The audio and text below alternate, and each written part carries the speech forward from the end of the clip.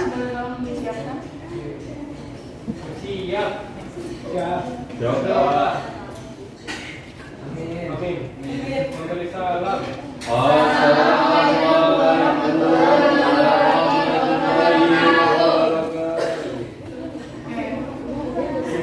Kemarin kita kan udah belajar tentang objek kajian sosiologi ya.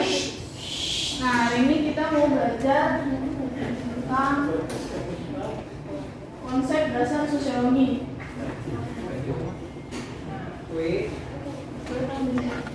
Nah, hari ini kita mau belajar tentang definisi sosiologi, ciri-ciri ilmu sosiologi, perspektif sosiologi, dan konsep-konsep realitas sosial. Nah, di sini udah ada gambar bapak-bapak yang mengemukakan definisi sosiologi ya. Yang pertama yang kiri ya, yang kanan atas. Ada yang tahu gambar siapa? Kiri atas. Kanan atas ya? Kanan atas. Ya. Oh, yang kiri. Jadi menurut Bapak Agus Komite ini, sosiologi adalah suatu disiplin ilmu yang bersifat positif dan mempelajari gejala-gejala dalam masyarakat yang didasarkan pada pemikiran yang rasional dan ilmiah. Yang kedua itu yang lagi kanan. Ya, menurut Emil Durkheim, sosiologi adalah suatu ilmu yang mempelajari fakta sosial. Dan fakta sosial itu cara bertindak, berpikir, dan berperasaan. Lanjut ke yang bawah ini, ada yang tahu? Jadi yang mana ada? Yang sebelah sana. Ya, menurut Bapak Max Weber ini, sosiologi adalah suatu ilmu yang mempelajari tindakan sosial. Terakhir yang Bapak senyum ini, ada yang tahu?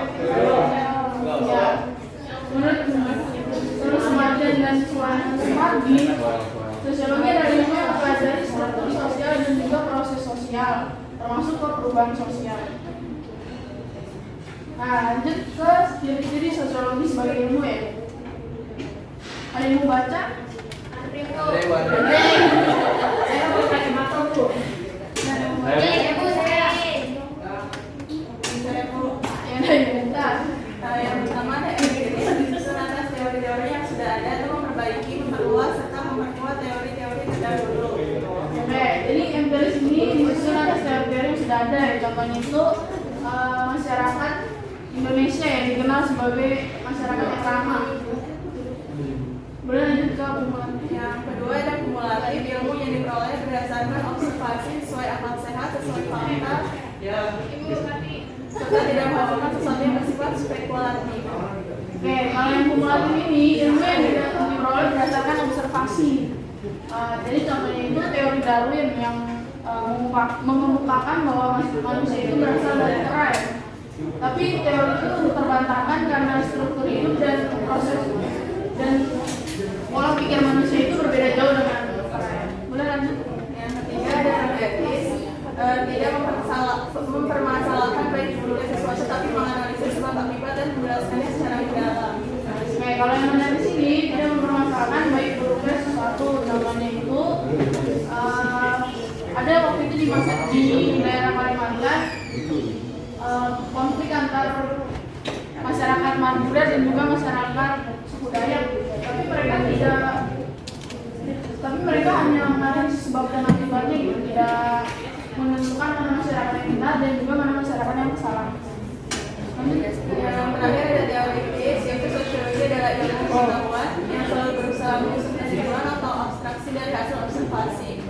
Abstraksi atau kesimpulan ini digunakan untuk menjelaskan hubungan sebab akibat sehingga menjadi sebuah teori. Oke, kalau dari sini sosiologi adalah ilmu yang pengetahuan yang selalu berusaha menyusun kesimpulan. Oke, sampai sini ada yang ingin ditanyakan? Kalau nggak ada, lanjut ke perspektif sosiologis.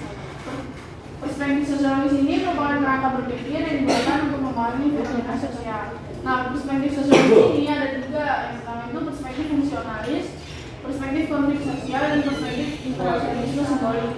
Sini ada yang tahu perspektif fungsionalisme itu apa? Ibu. Ya.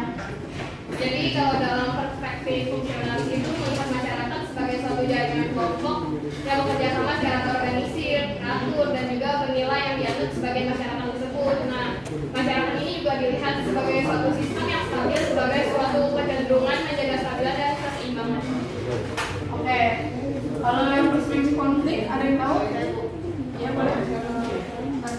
Perspektif konflik itu melihat bahwa semua fenomena yang ada di masyarakat merupakan hasil dari konflik atau pertentangan kelas atau pergaulan.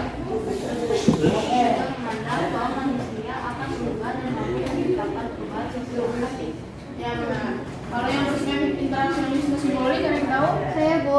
Nah, dalam perspektif ini masyarakat dan sosial itu sebagai sebuah interaksi sosial yang didasarkan pada pemahaman bersama, dan perspektif itu bersifat subjektif karena melihat individu dalam sistem masyarakat.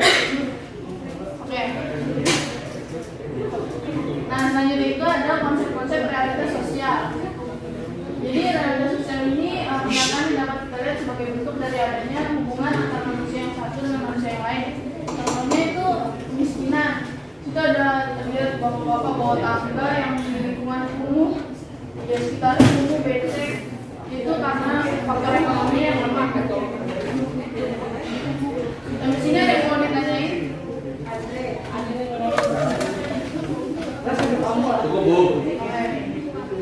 Oke, nah itu ada kuis. Jadi ibu akan bagi 3 kelompok ya. Yang sini kelompok 1, kelompok 2 sampai Ibrahim, kelompok 3 ke sana. Oh iya.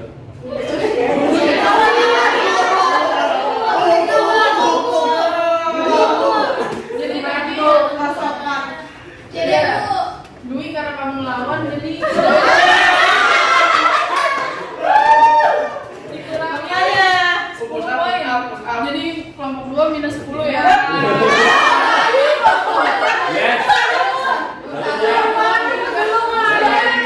Selesai kelompok 1 Bu, sebentar Bu. Oke. Nah ini gambar di bawah ini merupakan gambar salah satu tokoh sosiologi yang sering disebut dengan tokoh sosiologi ya. Agus Koten Bu. Nomor 11 Bu.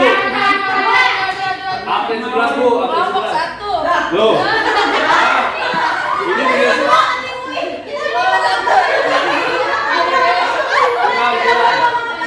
Ini minus 10. Ya boleh kalau punya jawabannya apa?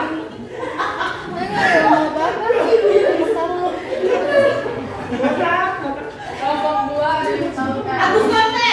Ya boleh. Ya betul.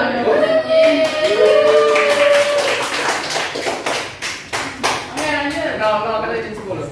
Ini sosiologi membahas suatu permasalahan.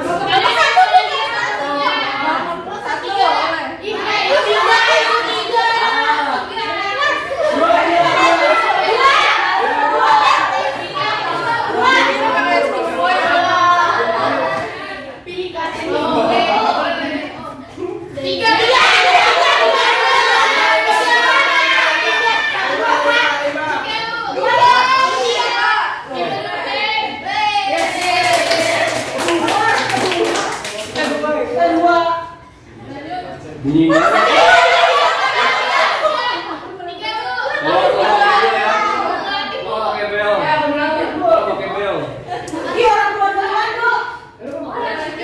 Bu, dua bu. Bu,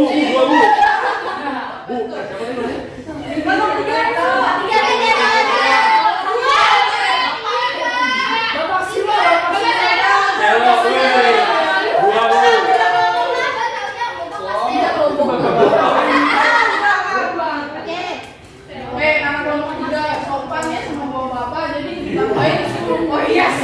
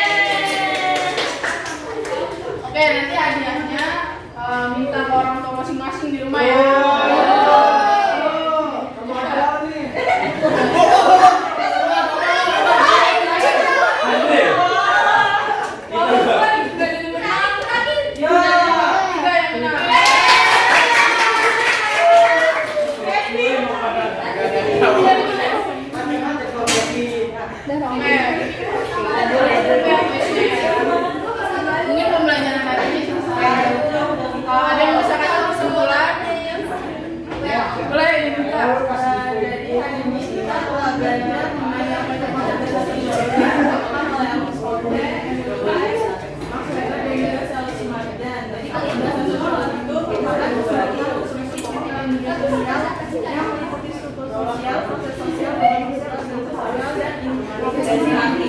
Ya, makasih Yunita. Yang mungkin pertemuan kali ini cukup ya.